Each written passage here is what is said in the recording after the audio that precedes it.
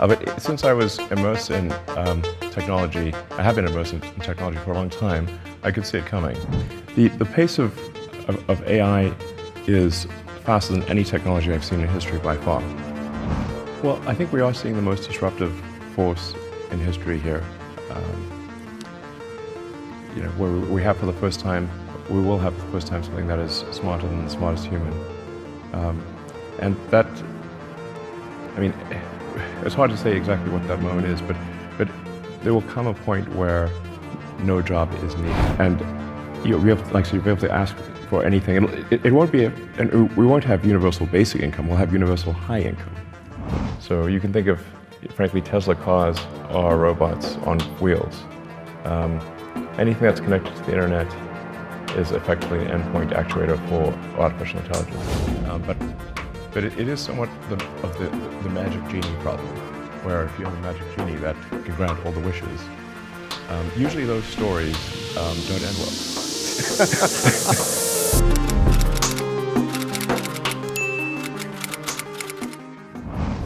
All right, well, good evening, everybody. Welcome. Elon, thanks for being here. Thank you for having me. We feel very privileged. We're excited to have you. Right, so I'm going to start with some questions, and then we're going to open it up. Let me get straight into it. So, Bill Gates said, "There is no one in our time who has done more to push the bounds of science innovation than you." Well, it's kind of good to say. Yeah, well, that's it. That's a nice thing to have anyone say about you. Nice coming from Bill Gates. But oddly enough, when it comes to AI, actually, for around a decade, you've almost been doing the opposite and saying, hang on, we need to think about what we're doing and what we're pushing here and what do we do to make this safe, and actually maybe we shouldn't be pushing as fast or as hard as we are. Like, I mean, you've been doing it for a decade. Like, what was it that caused you to think about it that way, and why do we need to be worried? Yeah, I've been somewhat of a Cassandra for quite a while, where people would, I would tell people, like, we should really be concerned about AI. They'd be like, what are you talking about? Like, they've never really had any experience with AI. But since I was immersed in technology, I have been immersed in technology for a long time, I could see it coming. But I think this year there have been a number of breakthroughs. I mean, the point at which someone can see a dynamically created video of themselves, like somebody can make a video of you saying anything in real time, or me.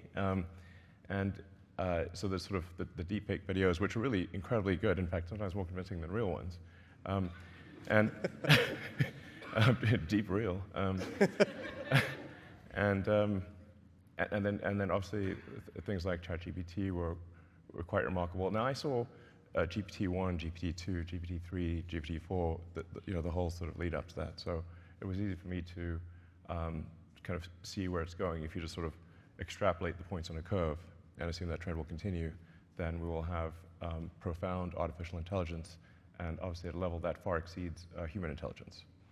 But I'm glad to see at this point that people are taking safety seriously, and I'd like to say thank you for holding this AI safety conference. I think actually it will go down in history as being very important. I think it's really quite profound. And I do think overall that the potential is there for artificial intelligence, AI, to have most likely a positive effect, and to create a future of abundance where there is no scarcity of goods and services. But it is somewhat of the magic genie problem, where if you have a magic genie that can grant all the wishes, usually those stories don't end well.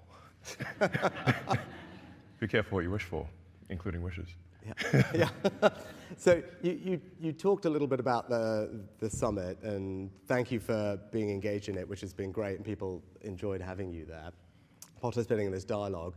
Now, one of the things that we achieved today in the meetings between the companies and the leaders was an agreement that externally, ideally governments, should be doing safety testing of models before they're released. Yeah. I think this is something that you've spoken about a little bit. It was something we worked really hard on, because my job in government is to say, hang on, there is a potential risk here, not a definite risk, but a potential risk of something that could be bad. My job is to protect the country. Yes. And we can only do that if we develop the capability we need in our safety institute and then go in and make sure we can test the models before they are released. delighted that happened today. But what's your view on what we should be doing? Right? You've talked about the potential risk. Right? Again, we don't know. But what are the types of things governments like ours should be doing to manage and mitigate against those risks? Well, I generally think that it is good for government to play a role when the public safety is at risk. So, really, for the vast majority of software, the public safety is not at risk. I mean, if the app crashes on your phone or your laptop, it's not a massive catastrophe. But when you're talking about digital superintelligence, I think, which does pose a risk to the public, then there is a role for government to play to safeguard the interests of the public. And this is, of course, true in many fields, aviation, cars. I deal with regulators throughout the world because of Starlink being communications, rockets being aerospace, and cars, being vehicle transport. So I'm very familiar with dealing with regulators, and I actually agree with the vast majority of regulations. There's a few that I disagree with from time to time, but 0.1% probably, or less than 1% of regulations I disagree with. So. And there is some concern from people in Silicon Valley who've never dealt with regulators before, and they think that this is going to just crush innovation and slow them down and be annoying. But and it will be annoying. It's true. They're not wrong about that. But I think we've learned over the years that having a referee is a good thing. And if you look at any sports game, there's always a referee, and nobody's suggesting, I think, to have a sports game without one. And I think that's the right way to think about this, is for government to be a referee to make sure the sportsmanlike conduct and that the public safety is addressed, that we care about the public safety, because I think there might be at times too much optimism about technology, and I say that as a technologist. I mean, so I ought to know. And like I said, on balance, I think that the AI will be a force for good, most likely, but the probability of it going bad is not 0%. Yeah. So we just need to mitigate the downside potential. And then how? You talk about referee, and that's what we're trying to Demis create. right there. Yeah, well, there we go. I mean, and we talked about this, and Demis and I discussed this a long time ago. I'm like literally facing right at him. And actually, Demis, to his credit and the credit of people in the industry, did say that to us. Yeah. I think, Demis said it's not right that Demis and his colleagues are marking their own homework, right? There needs to be someone independent, and that's why we've developed the Safety Institute here. I mean, do you think governments can develop the expertise? One of the things we need to do is say, hang on, Demis, Sam, all the others have got a lot of very smart people doing this. Governments need to quickly tool up capability-wise, personnel-wise, which is what we're doing. I mean, do you think it is possible for governments to do that fast enough, given how quickly the technology is developing, or what do we need to do to make sure we do it quick enough? No, I think it's a great point you're making. The pace of AI is faster than any technology I've seen in history by far, and it seems to be growing in capability by at least 5-fold, perhaps 10-fold per year. It'll certainly grow by an order of magnitude next year. Yeah. So, and government isn't used to moving at that speed. But I think even if there are not firm regulations, even if there isn't an enforcement capability, simply having insight and being able to highlight concerns to the public will be very powerful. So even if that's all that's accomplished, I think that will be very good. Okay. Yeah. Well, hopefully we can do better than that. Hopefully, yeah. Yeah. No, but that's helpful. Actually, and we were talking before. It was striking. You're someone who spent their life in technology, living Moore's law, and what was interesting over the last couple of days, talking to everyone who's doing the development of this, and I think you'd concur with this, is just the pace of advancement here is unlike anything all of you have seen in your careers in technology. Is that fair? Because you've got these kind of compounding effects from the hardware and the data and the personnel. Yeah. The two, currently the two leading centers for AI development are the San Francisco Bay Area and the sort of London area. And there are many other places where it's being done, but those are the two leading areas. So I think if the United States and the UK and China are sort of aligned on safety, that's all going to be a good thing, because that's where the leadership is generally. I mean, it's interesting, you mentioned China there. So Yeah. I took a decision to invite China to the summit over the last Very couple of good. days. And it was not an easy decision. A lot of people criticized me for it. My view was, if you're going to try It's and have essential. serious conversation, you need to. But what would your thoughts? You do business all around the world. You just talked about it there. Yeah. Should we be engaging with them? Can we trust them? Is that the right thing to have done? If China is not on board with AI safety, it's somewhat of a moot situation. The single biggest objection that I get to any kind of AI regulation or sort of safety controls are, well, China's not going to do it, and therefore they will just jump into the lead and exceed us all. But actually, China is willing to participate in AI safety, and thank you for inviting them. And they, I think we should thank China for attending. When I was in China earlier this year, my main subject of discussion with the leadership in China was AI safety, and saying that this is really something that they should care about, and they took it seriously, and you are too, which is great. And having them here, I think, was essential. Really, if they're not participants, it's pointless. It's pointless. Yeah, no, and I think we were pleased. I think they were engaged yesterday in the discussions, and actually ended up signing the same communique that everyone else did. That's great. Which is a good start, right? And as I said, we need everyone to approach this in a similar way if we're going to have, I think, a realistic chance of resolving it. I was going to you talked about innovation earlier and regulation being annoying. There was a good debate today we had about open source. And I think you've kind of been a proponent of algorithmic transparency and making some of the X algorithms public. And I think we were talking about Jeffrey Hinton on the way in. Yeah. He's been very concerned about open source models being used by bad actors. You've got a group of people who say they are critical to innovation happening in that distributed way. Look, it's a trick. There's probably no perfect answer, and there's a tricky balance. What are your thoughts on how we should approach this open source question, or where should we be targeting whatever regulatory or monitoring that we're going to do? Well, the open source algorithms and data tend to lag the closed source by 6 to 12 months. But given the rate of improvement, that there's actually therefore quite a big difference between the closed source and the open. If things are improving by a factor of, let's say, 5 or more, then being a year behind you're 5 times worse. So it's a pretty big difference, and that might be actually an okay situation. But it certainly will get to the point where you've got open source AI that can do that will start to approach human level intelligence, or perhaps exceed it. I don't know quite what to do about it. I think it's somewhat inevitable that there'll be some amount of open source, and I guess I would have a slight bias towards open source, because at least you can see what's going on, whereas closed source, you don't know what's going on. Now, it should be said with AI that even if it's open source, do you actually know what's going on? Because if you've got a gigantic data file and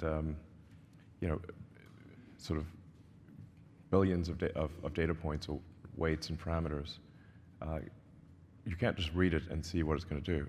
It's a gigantic file of inscrutable numbers. You can test it when you run it. You can test it. You can run a bunch of tests to see what it's going to do, but it's probabilistic as opposed to deterministic. It's not like traditional programming where you've got very discrete logic and the outcome is very predictable, and you can read each line and see what each line's going to do. A neural net is just a whole bunch of probabilities. I mean, it sort of ends up being a giant comma-separated value file. It's like, our digital God is a CSV file? Really? Okay.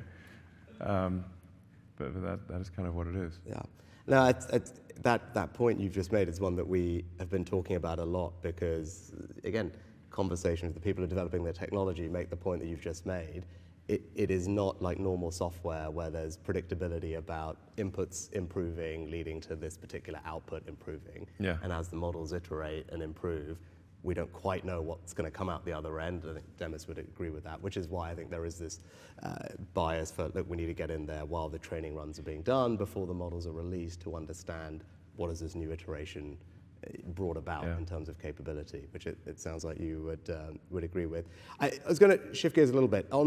You've talked a lot about human consciousness, human agency, which actually might strike people as strange, given that you are known for being such a brilliant innovator and technologist, but it's quite heartfelt when I hear you talk about it and the importance of maintaining that agency in technology and preserving human consciousness. Yeah. Now, that kind of links to the thing I was going to ask is, when I do interviews or talk to people out and about in this job about AI, the thing that comes up most actually is probably not so much the stuff we've been talking about, but jobs.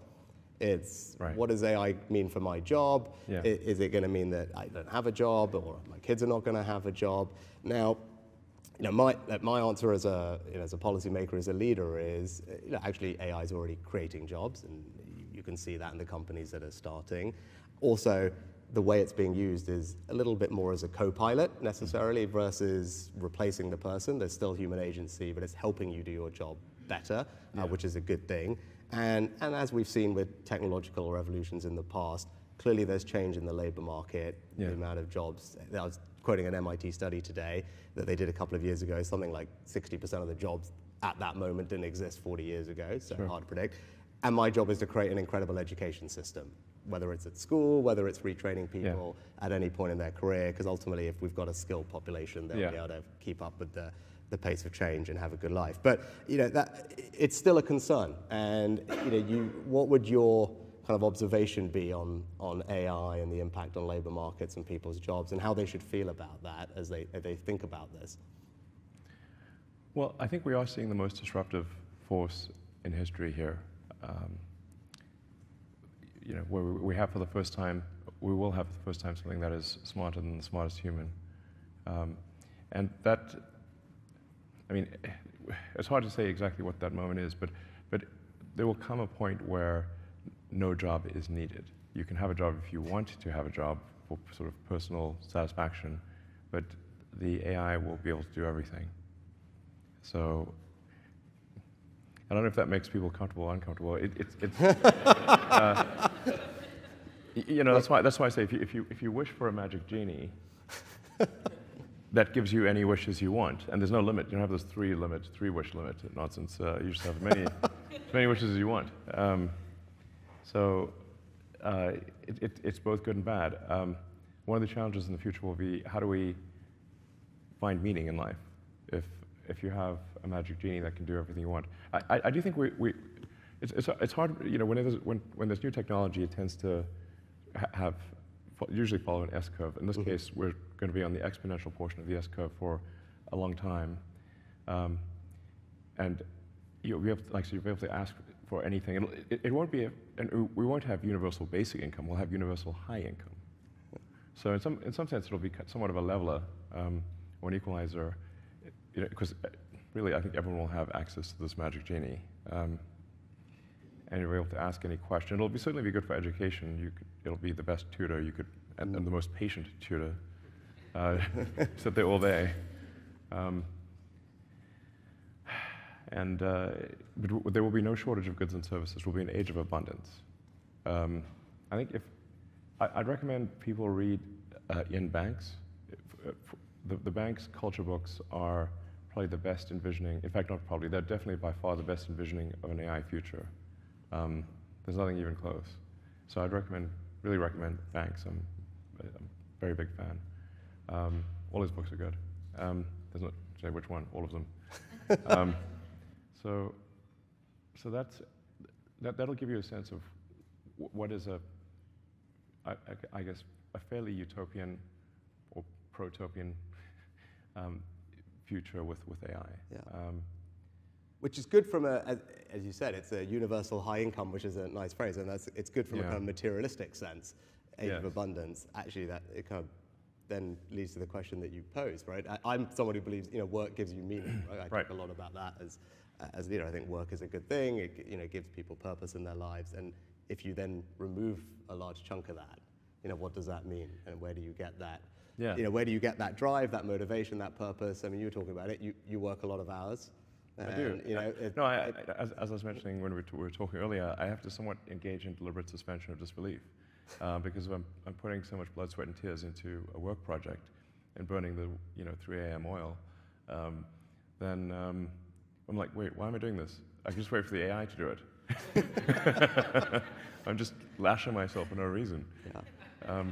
Must be a glutton for punishment or something. So We call, so call Demis and tell him to hurry up, and then you can have a holiday, right? That's the plan. Yeah, no, it's a tricky thing, because I think part of our job is to make sure that we can navigate to that very, I think, largely positive place that you're describing. It is, I think, and help largely help positive, people yeah. through it between now and then, because these things bring a lot about change in the labor market, as we've seen. Yeah, I think it probably is generally a good thing, because there are a lot of jobs that are uncomfortable or dangerous or sort of tedious, and the computer will have no problem doing that. They're happy to do that all day long. So, it's fun to cook food, but it's not that fun to wash the dishes. But the computer is perfectly happy to wash the dishes.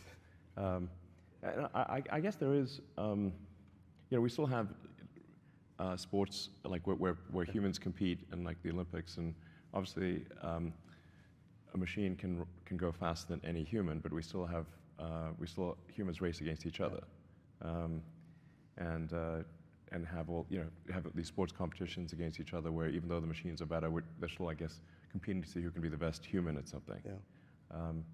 And people do find fulfillment in that. Yeah. So I guess that's perhaps a good example of how even when machines are faster than us, stronger than us, We still find a way.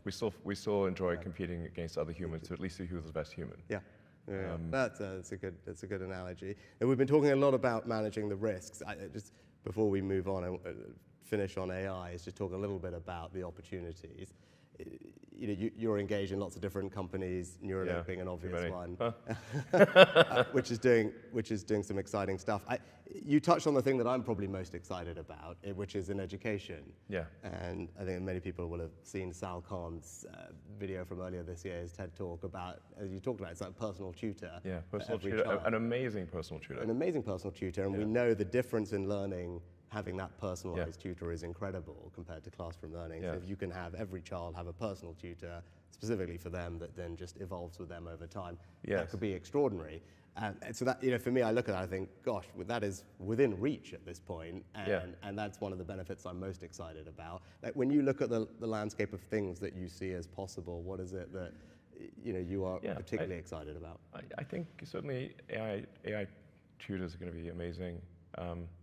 Perhaps already are. I think there's also perhaps companionship, which may seem odd, because how can the computer really be your friend? But if you have an AI that has memory, and remembers all of your interactions, and has read you can say, like, give it permission to read everything you've ever done, so it really will know you better than anyone, perhaps even yourself.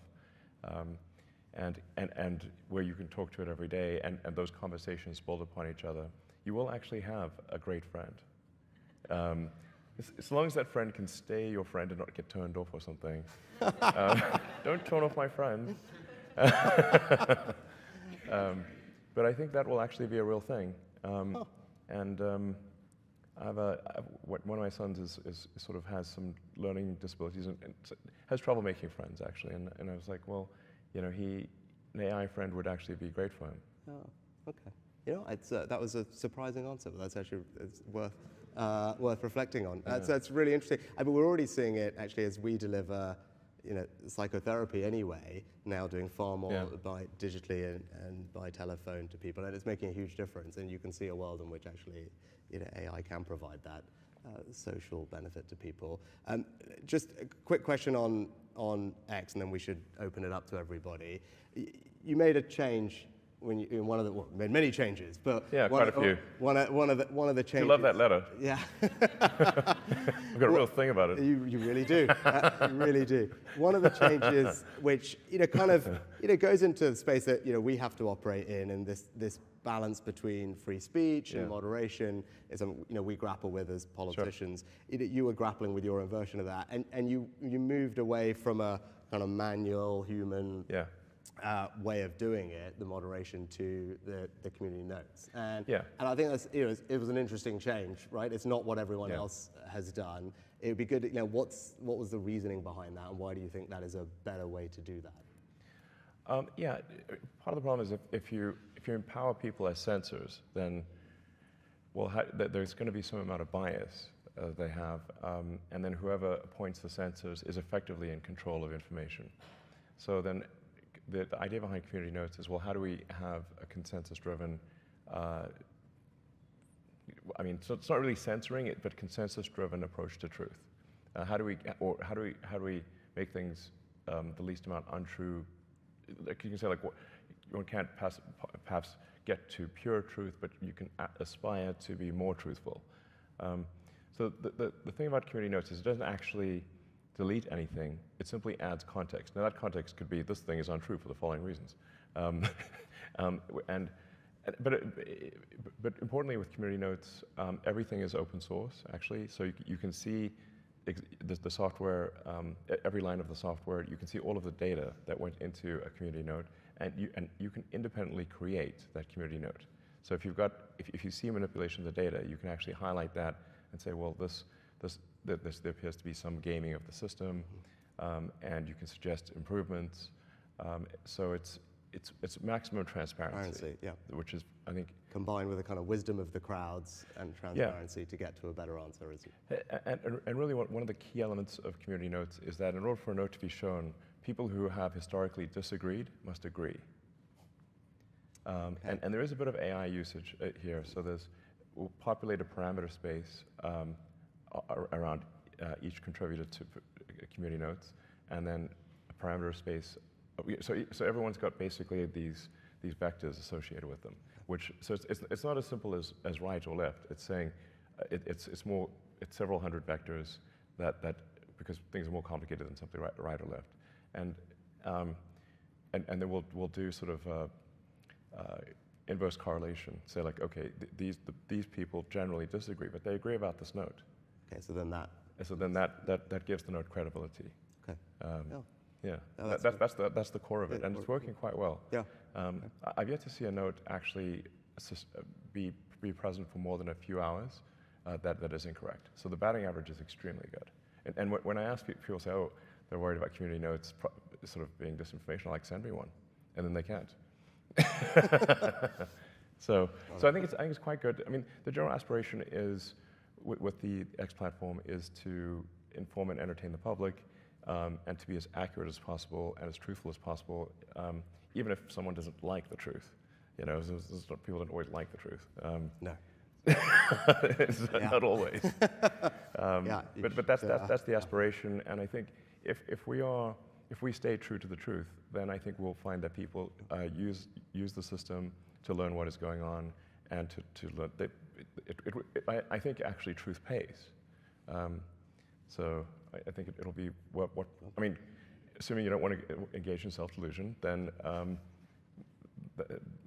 I think it's the smart move. You know, so. Excellent, very helpful. Right, let's open it up to all our guests here. We've got some microphones. They'll come. Put your hands up. They'll come and find you. We've got yes. Go for it. Thank you. Good evening, Alice Bentinck from Entrepreneur First. Thank you for a fascinating conversation. I suppose a question for each of you. Prime Minister, the UK has some of the best universities in the world. We have the talent. What will it take for the UK to be a real breeding ground for unicorn companies? And Elon, being a founder in the UK is still a non-obvious career choice for the most exceptional technical talent. What are the cultural elements that we need to put into place to change this? Thank you both. John, you want to go first? Go for it. Sure. Well, you're right that there are cultural elements where you know the culture should celebrate creating new companies, and there should be a bias towards supporting small companies, because they're the ones that need nurturing. The larger companies really don't need nurturing. So you know, just you can think of it sort of like a garden. If it's a little sprout, it needs nurturing. If it's a mighty oak, it doesn't need quite as much. So I think that is a mindset change that is important. But I should mention that London is, you know, London and San Francisco, or the Bay Area, are really the two centers for AI. So London is actually doing very well on that front. The two leading locations on Earth. And, you know, San Francisco is probably ahead of London, but London's really very strong. Or London area, Greater London, home counties, I guess. Keep going, keep going. So I'm just saying objectively this is the case. But you do need that. You need the infrastructure. You need landlords who are willing to rent to new companies. You need law firms and accountants that are willing to support new companies. And it's generally it is a mindset change. And I think some of that is happening, but I think really it's just culturally people need to decide this is a good thing. Yeah. Yeah. No, actually, well, thanks for what you said about the UK. It's something that we work hard on. Lots of people in the room are part of what makes this a fabulous place for innovative companies, including Alice. So, Alice, what I'd say is, my job is to get all the nuts and bolts right, make sure that all of you are starting companies can raise the capital that you need, everything from your seed funding with our incredible EIS tax reliefs all the way through to your late stage rounds, and we need reform of our pension funds, and the Chancellor's got a bunch of incredible reforms to unlock capital from all the people who have it and deploy it into growth equity, right? That is a work in progress. We're not there yet, but I think we're making good progress. We need talent, we need people, so that means an education system that prioritizes the things that matter. And you've seen my reforms, I go on about more maths, more maths, more maths. But I think that is important. But also attracting the best and the brightest here. If you look at our fastest growing companies in this country, and I think it's probably the same in the US, over half of them have a non-British founder, right? And so that tells you we've got to be a place that is open to the world's best and brightest entrepreneurial talent. So the visa regime that we've put in place, I think, does that, makes it easy for those people to come here. And then actually it's the thing that we spent the beginning of the session talking about, the regulation, right? Making sure that we've got a regulatory system that's pro-innovation, that, of course, we always need guardrails on the things that will worry us, but we've got to create a space for people to innovate and do different things. Those are all my jobs. The thing that is tougher is the thing that Elon talked about, which is culture, right? It's how do you transpose that culture from places like Silicon Valley across the world, where people are unafraid to give up the security of a regular paycheck to go and start something, and be comfortable with failure. You talked about that a lot. I think you talked about it more when you were playing games, right? But that you've got to be comfortable failing and knowing that that's just part of the process. And that is a tricky cultural thing to do overnight, but it's an important part of, I think, creating that kind of environment. Yeah, if you don't succeed with your first startup, it shouldn't be a sort of a catastrophic career-ending thing. It should be, well, good. I think it generally should be like, well, you gave it a good shot, and now try again. Exactly. And it's so one thing I was going to mention is obviously creating a company is sort of a high risk, high reward situation, but I don't know quite how it works in the UK. I think it's probably better than continental Europe, but the stock options are very difficult in most parts of Europe. I'm not sure how it is in the UK, but if somebody's basically going to risk their sort of life savings and the vast majority of startups fail. So, I mean, you hear about the startups that succeed, but most startups consist of, a massive amount of work followed by failure. That's actually most companies.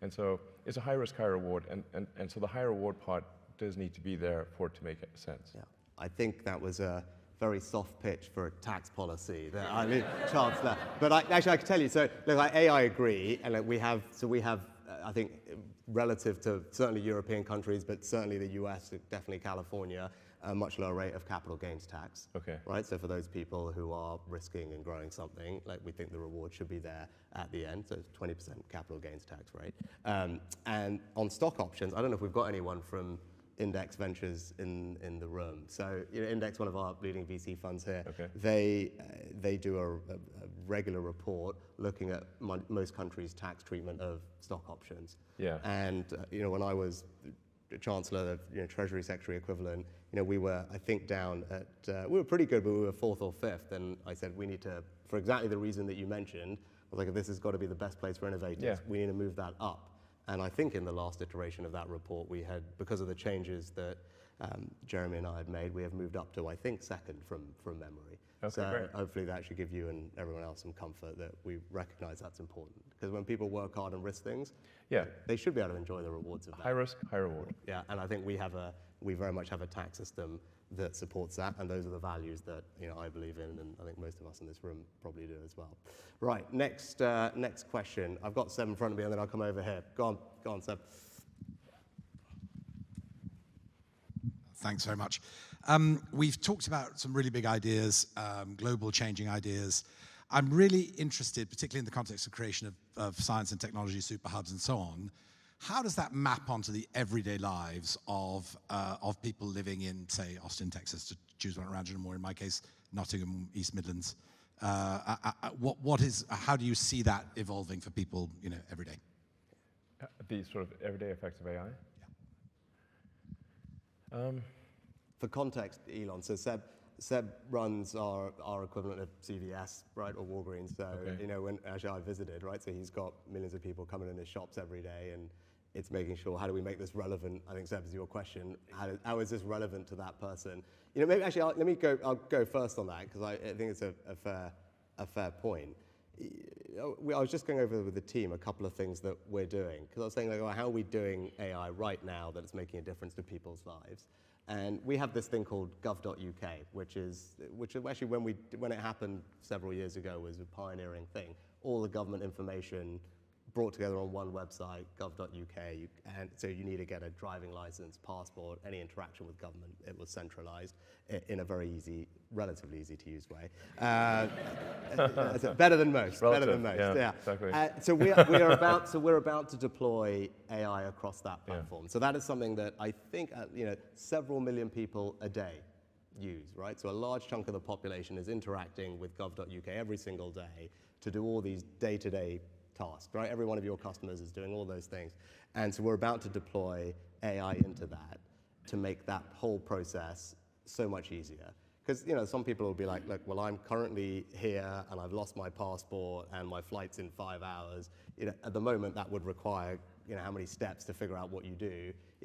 When we deploy the AI, it should be that you could just literally say that and boom, boom, boom, boom, boom. This is what we're going to do. Walk you through it, and that's going to benefit millions and millions of people every single day, right? Because that's a very practical way in my seat that I can start using this technology to help people in their day-to-day lives, not just healthcare discoveries and everything else that we're also doing. But I thought that's quite a powerful demonstration of literally your day-to-day customer seeing actually their just day-to-day life get a little bit easier because of something that Elon Demis and others in this room have helped create. Yeah, no, exactly. The most immediate thing is just being able to ask, like having a very smart friend that you can ask anything. Right. Ask how to make something, how to solve any problem, and it'll tell you. And obviously companies are going to adopt this, so I think you'll have much better customer service, I guess, essentially. That'll probably be the first thing you notice. And then if we talked about education, so having a tutor, so if you're trying to understand a subject, like having a phenomenal tutor on any subject, that's really pretty much there already almost. I mean, we need to, obviously AI needs to stop hallucinating before, it can't give you, we still have a little bit of the problem where it can give you an answer that's confidently wrong, with great grammar, and bullet points and everything and citations, it was not real. So it has to be, okay, we need to make sure it's not giving you confidently wrong tutor answers. But that's going to happen pretty quickly where it is actually correct. I was going to say, for any parent who was homeschooling during COVID and realizing what their kids needed to be helped with, that will come as an enormous relief, I think. Yeah. So, very, very good. Right, let's go questions over here. Who have we got? Have we got any microphones? Or Brent, are you there? Perfect. Hi, Brent Hopeman. So, you've spoken eloquently about abundance and the age of abundance. So it feels like obviously with AI, it's everything, everywhere, all at once. But with robots, and to get the age of abundance, we'll need a lot of robots. I know you're working a lot on robots as well. Are there sort of constraints that we should think of, and our politicians should be thinking of, that one country might get heavily behind in robots that can do all of these things and enter the age of abundance, and therefore be at a strategic disadvantage? Well, really anything that can be actuated by a computer is effectively a robot. So you can think of frankly, Tesla cars are robots on wheels. Anything that's connected to the internet is effectively an endpoint actuator for artificial intelligence.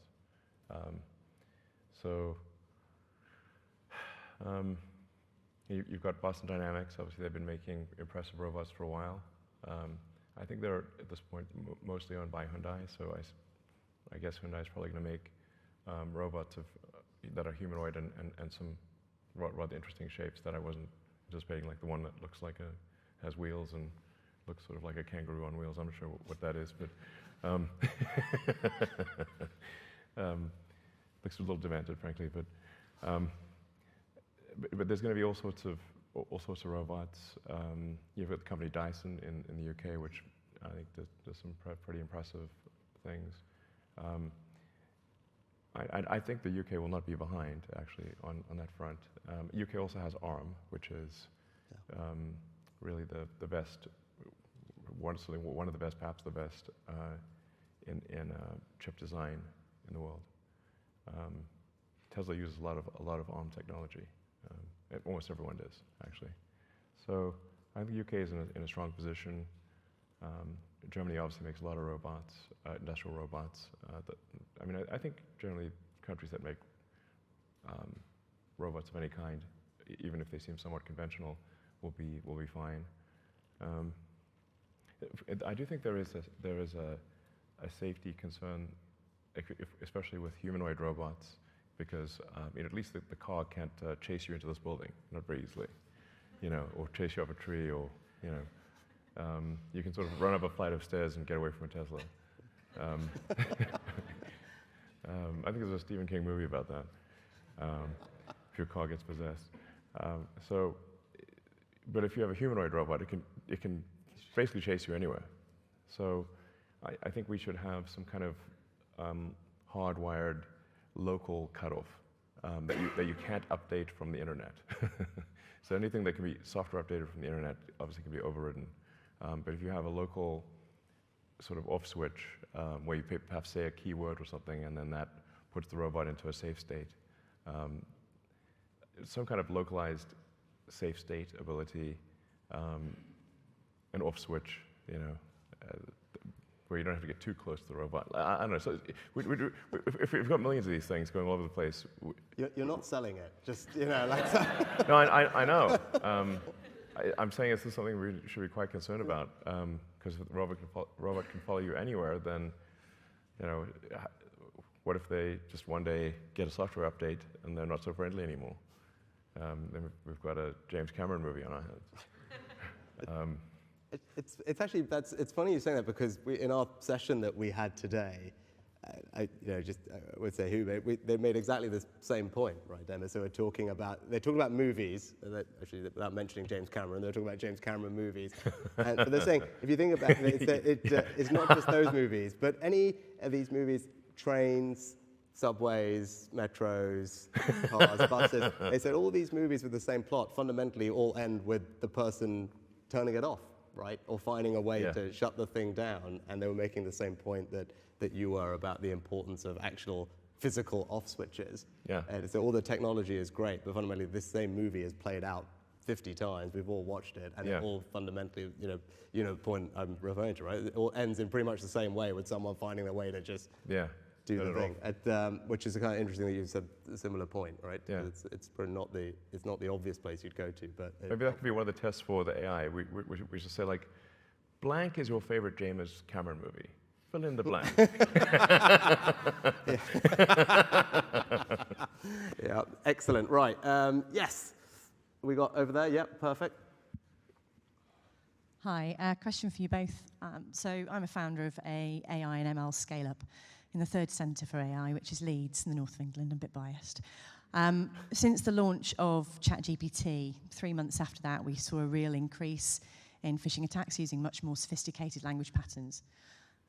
What do we do to protect businesses, consumers, so that they trust this technology better? And how do we bring them along that journey with us? Well, I think we shouldn't trust it that much, actually. It is actually quite a significant challenge because we're getting to the point where even open source AI can pass human capture tests. So, you know, this is, are you a human? Identify all the traffic lights in this picture. You're like, okay, AI is going to have no problem doing that. In fact, it'll do it better than a human and faster than a human. So we're like, how do you know, at the point at which it's better passing human tests than humans, then, well, what tests actually make sense? That is a real problem. I don't actually have a good solution to it. That's one of the things we're trying to figure out on the X platform is how to deal with that, because we really are at the point where even with open source, you know, readily available AI, you don't need to be sort of leading the field. You can actually be better than humans at passing these tests. And that's sort of why we're thinking, well, perhaps we should sort of charge $1 or £1 a year. It's a very tiny amount of money, but it still makes it prohibitively expensive to make 1 million bots.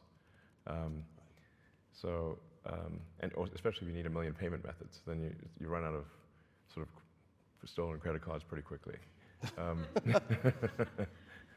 So that's sort of where we're thinking, like, we might have to sort of just charge some very tiny amount of money, 0.3 cents a day effectively, to deal with the onslaught of AI-powered bots. And that is still a growing problem, but it will be, I think, perhaps an insurmountable problem next year. So, and then you have to worry about, well, manipulation of information, making something seem very popular when in fact it is not, because it's getting boosted by all these likes and reposts from AI-powered bots.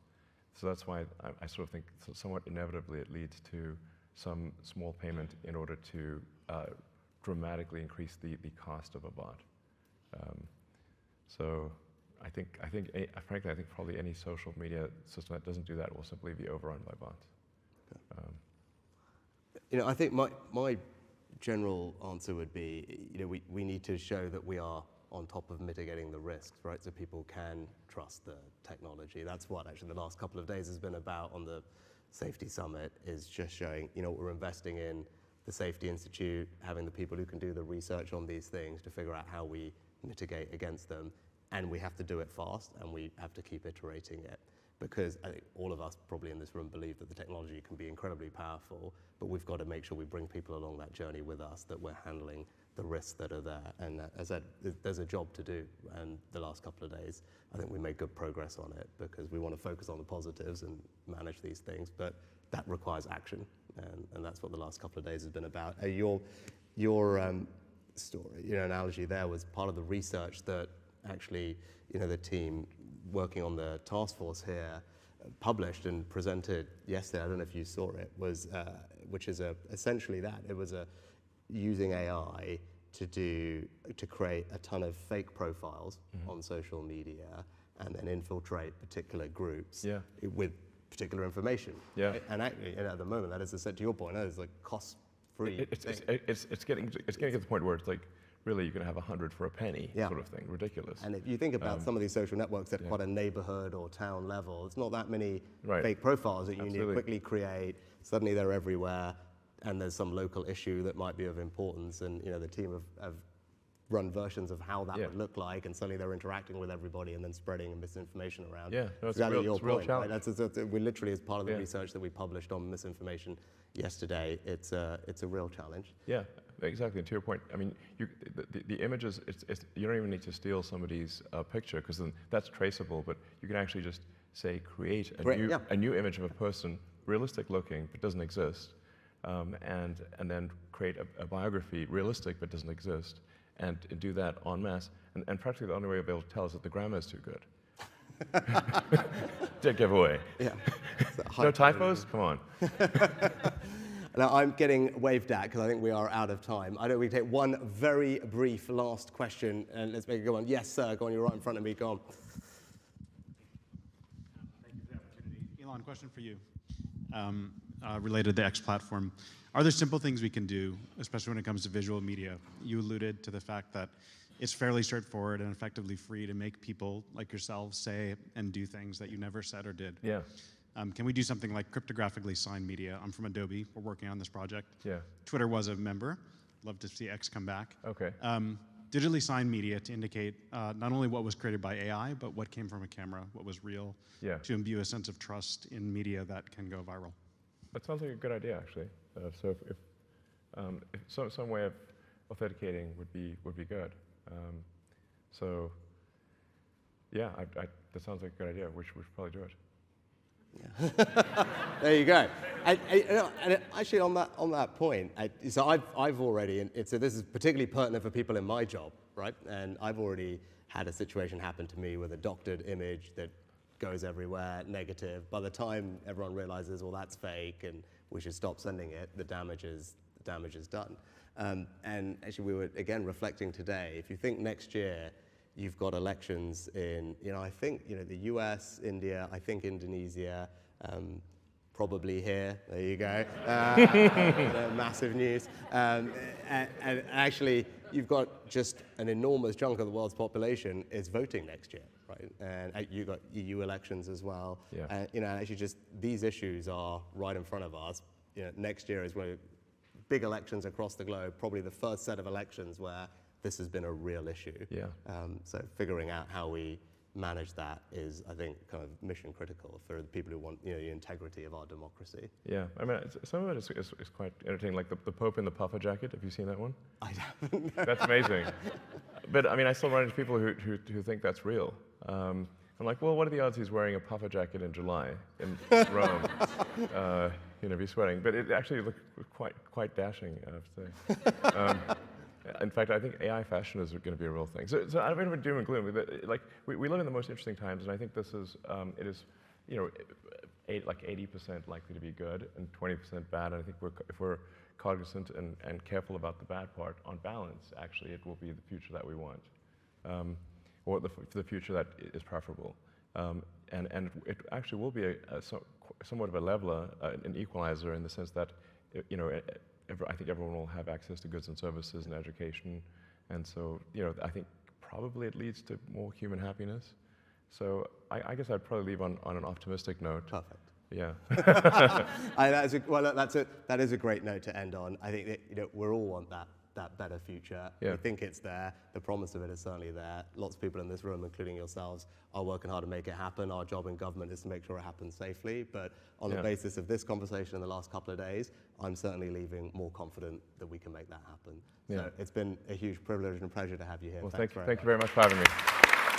Yeah.